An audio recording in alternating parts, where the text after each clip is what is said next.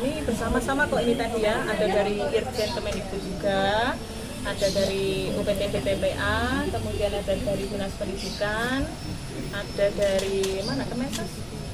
Ya, Kemensos ada Peksos. Ya, Peksos ada Peksos juga. Kami memang berkunjung ke sekolah ya. Kemudian untuk apa? Kami sekali lagi memastikan proses ini berjalan lancar. Kemudian bagaimana kondisi anak-anak yang mereka bersekolah di sana, baik sebagai anak korban atau anak berkonflik dengan hukum. Kemudian kami memastikan hak-hak pendidikannya bagaimana. Terus yang terakhir ini tadi kesini karena mau melihat ya, mengkonfirmasi informasi yang kami dapatkan, katanya jauh lokasi dari sekolah, ternyata cukup dekat. Begitu ya. Bu, Ibu, nggak sih Bu, konfirmasi kepada pihak sekolah kan pelaku itu sekitar 9 orang atau lebih Bu, tapi kenapa yang di DO atau yang dikeluarkan cuma 3 orang itu kenapa ya Bu? Kalau itu mungkin nanti sekolah yang akan menjelaskan lebih rinci Mas, karena ini kan proses masih berjalan, termasuk penyelidikan ya, baik anak korban ataupun anak berkonflik dengan hukum. Jadi masih berjalan, belum ada informasi. Ya, nanti akan diinformasikan dari sekolah kalau itu ya. Tapi pihak KPAI pertama kali tahu beritanya dari mana Bu? Dari sosmed atau kayak gimana? Ada laporan pengaduan ke KPAI itu kan tidak hanya laporan langsung. Ada juga yang dari media sosial. Nah, kami mendapatkan itu juga. Bu, tapi dari KPAI udah bertemu sama korbannya belum sih Bu? Sudah. Gimana Bu? Ada trauma atau seperti apa mungkin Bu? Ya jelas lah Mas. Itu kemarin kami sampaikan ya, beberapa teman-teman yang pernah mungkin dipukul tuh rasanya gimana, ya kan? Bu, tapi info yang beredar rekomendasi mungkin dari Ibu terhadap pihak sekolah mungkin terhadap kasus seperti ini mungkin pengawasannya akan seperti apa gitu untuk ke sekolah gitu? Ya agar sekolah berkoordinasi dan kooperatif ya. Yang terpenting itu kok, kalau cepat kooperatifnya itu cepat selesai. Kooperatifnya mungkin dalam gimana? Ya seperti ini, sekolah bisa menerima kami, ini sudah awal yang bagus menurut kami ya dari pihak luar, sehingga kami bisa memastikan bagaimana anak-anak yang terlibat dan kondisinya. Bu, tapi info terbaru yang beredar katanya korban ini suka melecehkan siswi-siswi lainnya di BINUS itu. Ibu dengar kabar itu nggak sih Bu? Oh, saya tidak kesana dulu.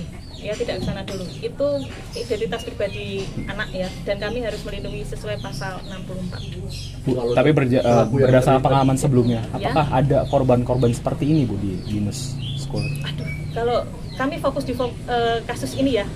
Kami fokus di kasus ini. Kalau untuk pelaku sendiri ada pendampingan nggak Bu pada saat pemeriksaan? Kan mereka juga masih di bawah umur, dari KPAI sendiri ada pendampingan? Kalau pendampingan bukan dari KPAI, sudah ada sendiri ya, terutama dari keluarga anak dan juga lawyer, dan memang harus didampingi karena tidak boleh sendiri. Itu sesuai dengan sistem peradilan pidana anak.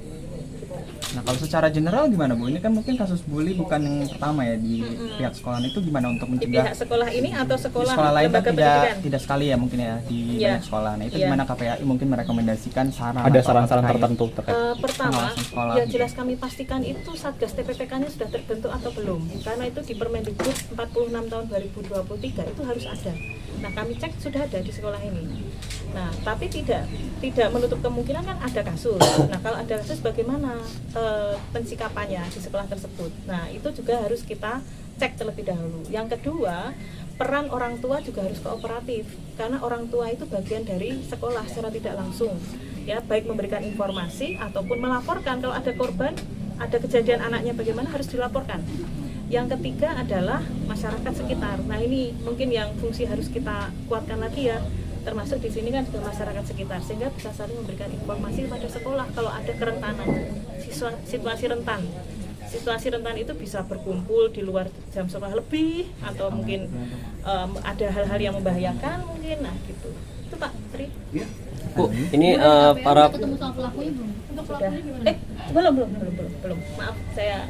Bu, kalau pelaku ini maksudnya tetap dapat perlindungan juga? Anak pelaku ya istilahnya anak berhadapan dengan hukum ya. Gimana Mas? Dapat perlindungan juga atau seperti apa Bu? Kalau di Undang-Undang Perlindungan Anak, termasuk anak yang harus dilindungi. Karena ada 15 perlindungan khusus anak, termasuk anak korban kekerasan fisik psikis, termasuk juga anak berkonflik dengan hukum.